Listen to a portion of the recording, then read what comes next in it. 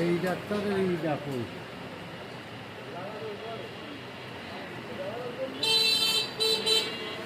উজ্জ্বল কুমার দাস। ওই যে দুপাটা কত নিরন্ত সামনে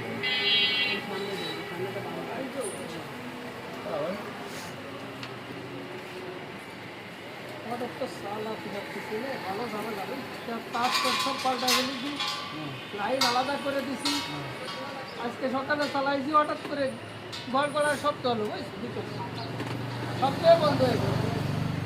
তারপরে খুলে আর লাইনে দিলাম, কেন অল্প একটু চলে আবার বন্ধ হয়ে গেল।